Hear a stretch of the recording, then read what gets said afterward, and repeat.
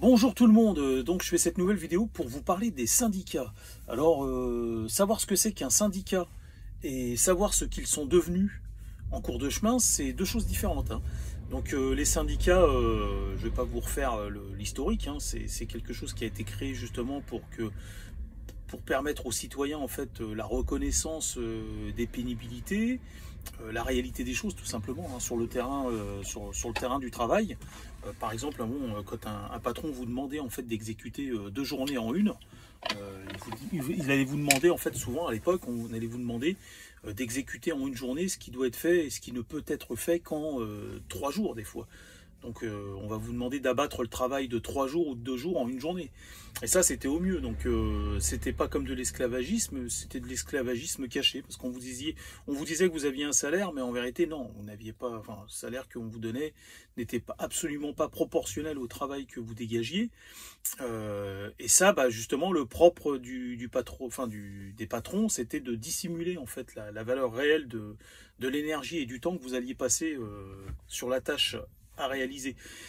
Et donc les syndicats ont été créés pour justement reconnaître les proportions en fait entre l'énergie, le temps, l'énergie qui est dépensée, le temps qui est consacré et au travail qui est réalisable, et puis surtout les profits qui sont générés ensuite par exemple je sais pas, qu'il y a un cantonnier qui allait, je crois que c'est comme ça qu'on appelait ça, je suis pas sûr, qui allait réaliser une chaise, qui allait faire une chaise pour un patron.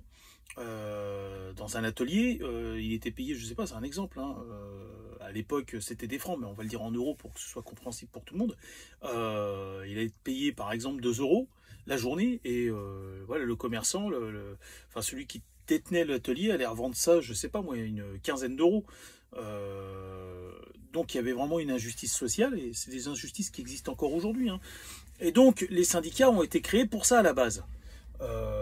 Ils ont été créés pour ça, pour défendre les droits et puis faire descendre les gens dans la rue au besoin si vraiment l'État, le gouvernement, et s'il y a trop de foutage de gueule, comme on dit, hein, vous voyez. Le problème, c'est que les syndicats, ils ont été infiltrés il y a très longtemps. Et pourquoi? Parce qu'en fait, je vais vous expliquer pourquoi. Alors, je vais vous expliquer vite fait ce que sont les syndicats à la base. Hein, mais vraiment dans les grandes lignes. Hein, mais je vous explique maintenant ce que sont devenus les syndicats, mais depuis longtemps. Donc les syndicats, ça a fait peur parce que ça a du pouvoir, le syndicat. Les syndicats, ils ont le pouvoir de faire soulever la populace, en fait, en une seule masse, une seule entité, et qui peut retourner le gouvernement comme une crêpe, en fait. Hein, paf. Et donc, il fallait que le gouvernement trouve une solution, en fait, un équilibre. Et le grand équilibre universel. Vous vous souvenez ou pas? J'ai fait une vidéo là-dessus. Et donc, ils ont trouvé un équilibre. Ils se sont dit, on va pas retirer les syndicats, parce que sinon, là, c'est sûr, ça va nous péter à la gueule. Si on retire les syndicats, là, on va montrer notre véritable visage. Et la grande force de ce gouvernement, justement, c'est de tenir les gens sous perfusion, en fait, pour voilà, l'équilibre, pour pas qu'ils voilà, pour pas qu'ils s'énervent, pour qu'ils restent voilà.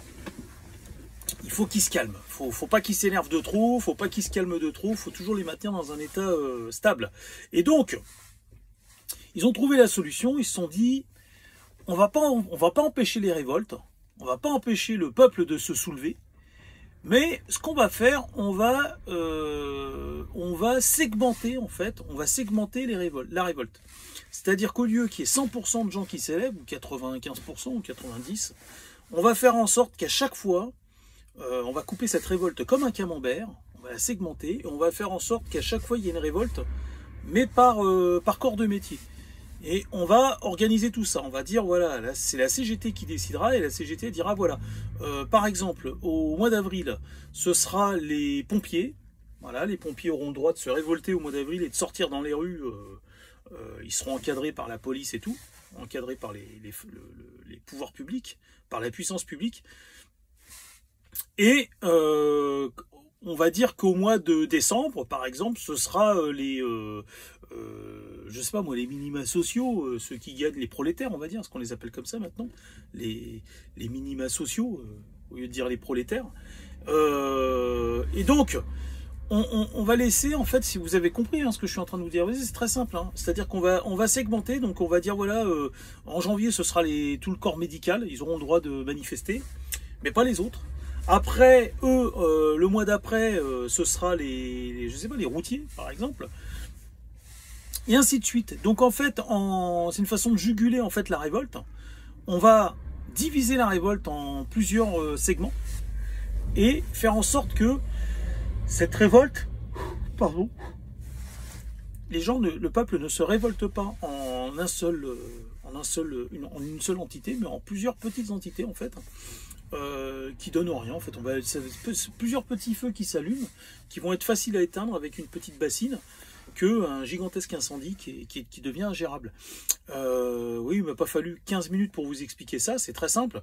Maintenant, ce qu'il faut bien comprendre, faites attention à ça, c'est que les révoltes en Occident maintenant elles sont cultivées par des puissances extérieures en fait, qui font de l'ingérence. On a la Chine, on a la Corée du Nord si on avait l'opportunité, on a des pays islamiques, on a la Russie. En fait, tout ce qui déteste l'Occident aujourd'hui va organiser des révoltes au sein de l'Occident en faisant monter toujours la mayonnaise en fait. Donc, ce que je dis là, il ne faut pas que ça serve d'outil, il faut que vous le compreniez, mais n'oubliez jamais la mère patrie en fait. Votre mère patrie, c'est la France. Et ne blessez jamais la France au détriment, au profit, je veux dire, de quelqu'un qui vous manipule, en fait, d'une puissance étrangère. Sachez que moi, je fais quand même attention que mes propos ne soient pas exploités par le Kremlin, parce que moi, mon objectif, c'est de combattre les inégalités en Occident. Mais mon objectif, c'est pas d'affaiblir l'Occident, c'est justement de le renforcer. C'est de le renforcer. Et justement, vous allez voir quelque chose qui est très subtil. Souvent, on voit la CGT, on va citer la CGT, on voit par exemple Sophie Binet, on voit même Martinez avant elle. On voit, je ne vais pas tous les citer, on voit la CGT, on voit comme une entité qui est islamo-gauchiste. Mais c'est bien plus subtil que ça en fait. Vous vous trompez, il faut voir vraiment avec le troisième œil. Le troisième œil. Il faut voir plus loin que ça. C'est très subtil.